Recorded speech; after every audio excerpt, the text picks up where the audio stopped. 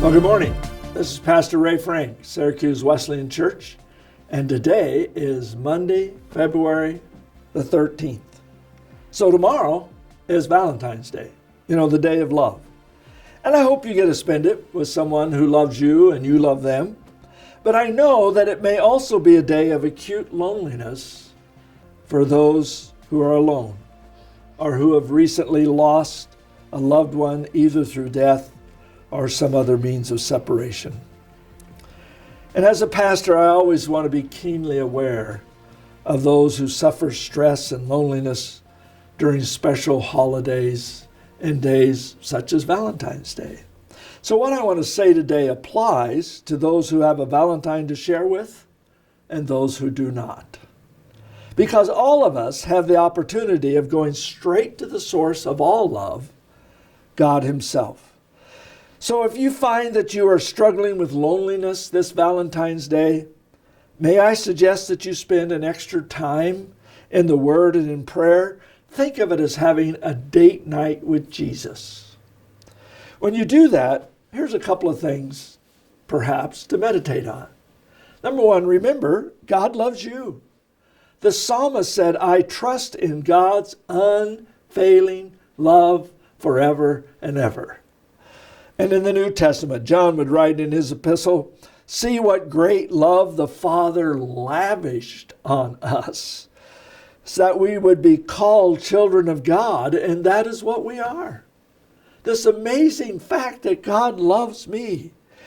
He goes on later in his epistle to declare this is how God showed His love among us. He sent His one and only Son into the world that we might live through Him. So don't ever doubt that God loves you.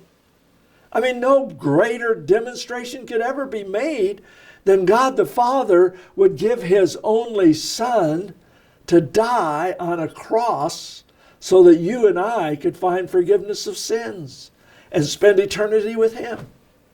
You say, well, I don't feel loved. It's not about how we feel. The reality is God loves you. And it's good to think about those things.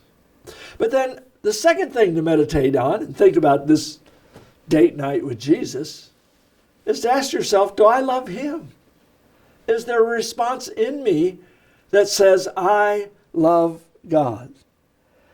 Well, when the Pharisees asked Jesus, what's the greatest commandment in the law? Jesus replied, love the Lord your God with all your heart and with all your soul and with all your mind. This is the first and greatest commandment, and the second is like it. Love your neighbor as yourself. So if Valentine's Day is going to be a day of love, this would be a great time to demonstrate our love for God. And some people say, well, but how do you love God? And the problem that we have in figuring that out is we always equate, or I shouldn't say always, we most likely equate love with some kind of an emotional feeling. And we have this, and we say, well, but I don't have this warm, fuzzy feeling for a God that I can't see or feel or touch physically with my hands or eyes. Well, so the idea of loving God seems a little difficult sometimes. Well, it's okay to accept that, well, sometimes that means there's an emotional response. If we seriously contemplate Jesus going to the cross for me, taking my punishment, suffering and dying, it surely is appropriate that there would be a strong emotional feeling in response to that meditation. He died for me.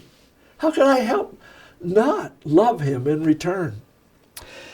But I can emphasize with people who are raised in the church rejecting God and walking away from the church because of the phonies and the hypocrites and the bad things that happen in church. Folks, the church is full of God's saints, but none of us are perfect because we still live in a fallen world. And so there are terrible things that happen, even in church. And sometimes people walk away from that, and I get that, and I don't agree with it, but I understand that. But I have a hard time with those people who want to be in the crowd who spit on Jesus when He's on the cross. if I can think about his dying for me, his suffering, the horrible torment that he went through, and I can reject that and walk away from that, I have a hard time understanding that, of rejecting such incredible love. Well, sometimes we think that loving God is all about obeying him, trusting him, telling others about him. And of course, all of that may be true. But I don't think it's an accident that Jesus tied this idea of loving God with the idea of loving our neighbor as ourself. You see, Jesus said that when we do acts of service to the least of these, we're doing it to him. So things like visiting people in prison and feeding the hungry and giving water to the thirsty, all of those are acts that God says, we will say in the judgment day, you did those to me. So I can express acts of love to Jesus by treating my neighbor right. So if you wanted to send God a Valentine, tomorrow you might do so by thinking of some act of kindness you can do for someone who cannot repay you. But the greatest gift that any of us can give him is to spend time with him in his word and in prayer and communicating with him. I thought about trying to sing the song. It's one of my favorite songs. Gaither Vocal Band sings it. But I'll just quote it to you. It's not complicated. Don't need a lot of rules. This is all you need to know. Loving God, loving each other. Making music with my friends, loving God, loving each other. Well, have a great Valentine's Day and a great week. God bless you.